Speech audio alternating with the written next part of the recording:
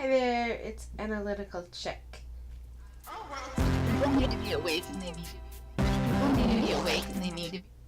So today we're going to talk about, I stumbled across this organization that's almost like, from how I stumbled across them and the stuff that I found on their website, it looks like they're kind of like a younger sibling to SPLC, basically a similar organization. They're called the Lawyers Committee for Civil Rights Under Law.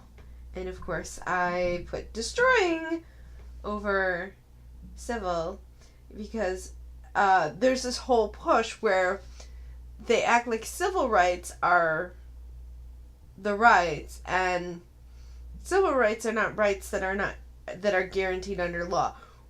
We have, not what they call civil rights. Constitutional rights are the rights guaranteed under law. The right to bear arms, the right to freedom of speech, those are. But for them, it's, pro-black, pro-gay, pro-trans, any kind of, minority that we can use to destroy the country by trying to elevate them above the majority. And they act like it's civil rights to, make these people equal, but really, they're elevating these groups. After all, why else would you have a trend of these people, basically, people wanting to be whatever is the elevated, when everything was gay, gay, gay, gay, gay. You saw so many men becoming gay. And I think some of these men may have fallen for the power of persuasion, and maybe they're not really that gay. That's what I suspect. I suspect some of them fell into that. Because, if you look at also, now everything is trans, trans, trans. And now you're seeing, tons of men becoming trans. And as a side note, I recently tweeted out, it's a comment about this. It's really funny how, all of the soy boys, all the men from the left are becoming trans.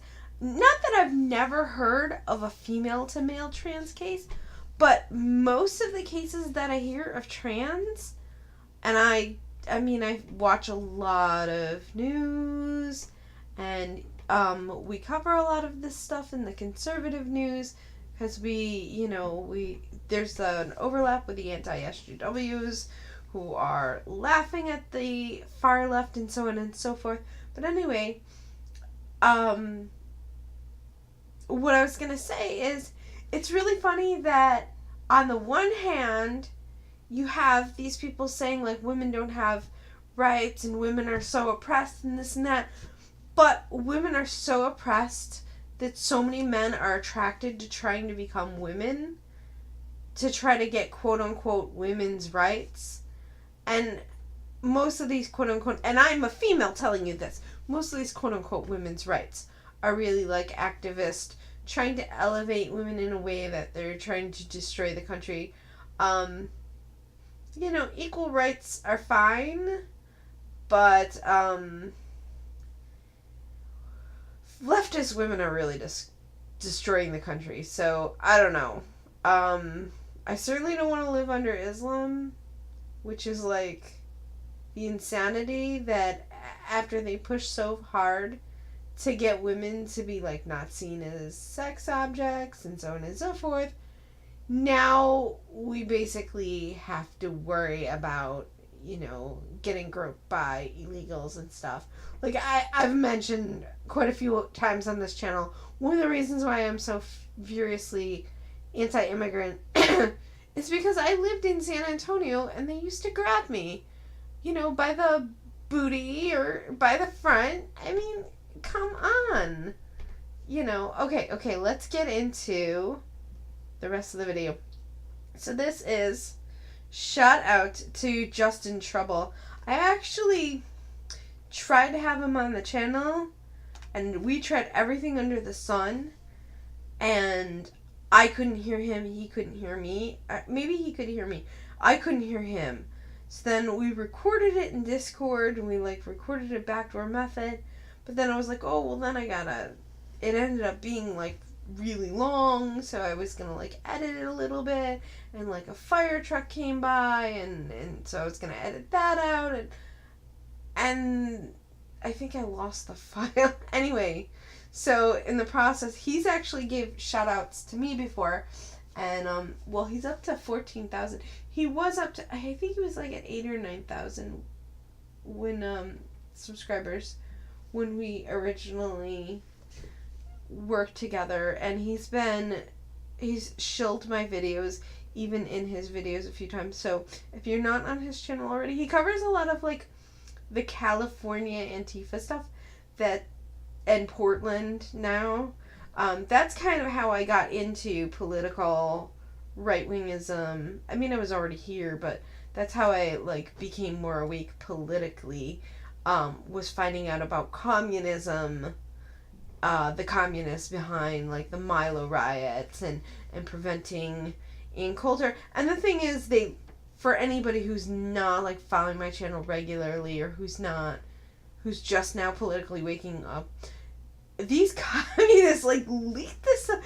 They have no shame. Like, they leak this stuff out in like the public, and you know, the excuse that the other leftists give for them is, oh well, they're just a fringe group. Like, is anyone condemning this? Because, you know, when Republicans try to say that the alt-right is like a fringe group, and they're not really even, we don't support them at all. Like, we denounced Pat Little. Everybody in the Republican Party was pretty much against Pat Little when he was trying to, and the alt-right is dying down again, but you know, there's still a threat that these people could come back.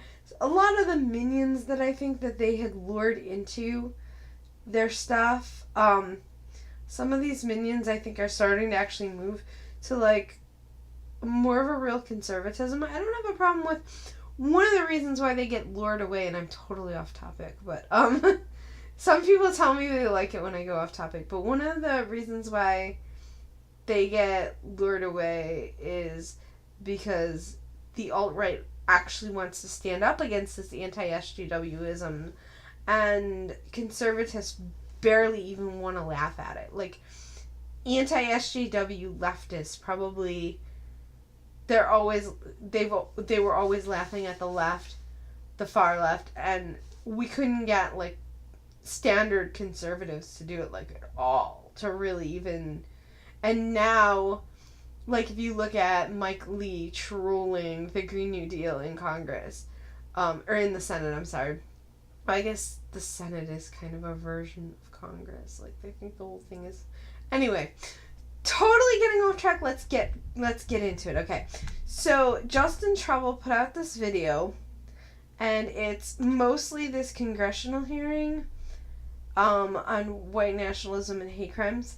And this woman was on it, and I looked her up. I watched the video. I mean, I'll link it in the description. You can watch his video. If it disappears off YouTube, he has a backup Bitchute channel. So he's always got like a strike or two. he can never seem to escape it. Like, usually, like, after he gets the second strike, the first one expires, and so he's kind of been like on borrowed time for a while now. This has been going on for a while. So subscribe to his Bitchute. Everybody needs to be on the backup social medias. We need to like start giving these platforms traffic to just as a way to support them. I know I've been asked before by the alt-right, like, why are you on alternative platforms? Because you don't see anything, I don't see anything, like, crazy enough that I would be under threat of getting banned, which, one, that doesn't stop them. I mean, you see people like Sargon, and they go after him, but he has a bigger audience, too, so that's part of the reason why they go after him. But, two, oh no, I lost my train of thought. They go after Sargon, who has a big following, but he's way, like, he's substantially tame compared to me. I mean, he's basically... He's probably even more tame than Tim Pool. Tim Pool's very anti-media, which is why they go after him. But he's otherwise supports a lot of, like, social policies. And I don't really talk so much about, like, destroying social policies so much as, like, immigration. Anyway, so I saw this clip. I'll link this in the description. And basically, based on what she was saying, I was like, who the heck is this woman? I thought it was a congresswoman, but it's what they do, if you don't already know this. What Congress does most of the time is they have these committee meetings. So they meet as a committee, and then they meet with various people who have interests in whatever they're talking about. So they were talking about quote-unquote white nationalists and hate crimes.